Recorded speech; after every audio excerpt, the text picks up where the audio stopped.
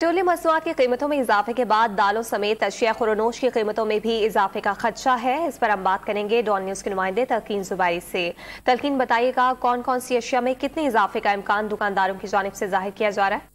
जी बिल्कुल, हम देख रहे हैं कि जिस तरह पेट्रोलियम मसनूआत की कीमतों में इजाफा किया गया है तो उसके बाद यही खदशा जाहिर किया जा रहा है। गैस और बिजली के नर्ख पहले बढ़ा दिए गए हैं कि महंगाई की एक नई लहर जो है वो मार्केट में आने को तैयार है। इस वक्त हम कराची के जुड़िया बाजार में खड़े हुए हैं। 5 से 10 रुपये जो है दालों की कीमतों में फ़र्क आ सकता है। इसी तरह जो है दीगर जो चीज़ें हैं उसमें भी जो है वो फ़र्क जो है वो आ सकता है, क्योंकि रमज़ान में डिमांड बढ़ी हुई होती है और जब महंगाई की ये लहर जिस तरह बिजली गैस के नर्ख बढ़े हैं तो इसके असरात जो है यकीनन जो है इसकी कीमतों में भी आएंगे। आटे में भी हम देख रहे हैं कि कीमतों में दोबारा तेज़ी का जो है वो रुझान शुरू हो गया है। पहले हम देख रहे थे कि जो है वो कमी हो गई थी, मगर दोबारा अब जो है चक्की का आटा 135 रुपये किलो पे पहुंच गया है, जो 130 रुपये पे आ गया था। दुकानदारों से बात हुई है तो उनका ये कहना है कि पेट्रोल वो वाहिद चीज़ है कि जिसके असरात फौरी तौर पर खाने पीने की अशिया के ऊपर आते हैं, क्योंकि जो डेली उनकी रूटीन है, जो यहाँ से माल उठाया जाता है, जिन गाड़ियों में लाया जाता है, उसके असरात जो है वो कीमतों के ऊपर पड़ते हैं। जब किराए बढ़ते हैं तो उसका असर लाजमी तौर पर कीमतों पर आएगा। 1-2 दिन में हम रिटेल मार्केट पर इसके असरात देखेंगे।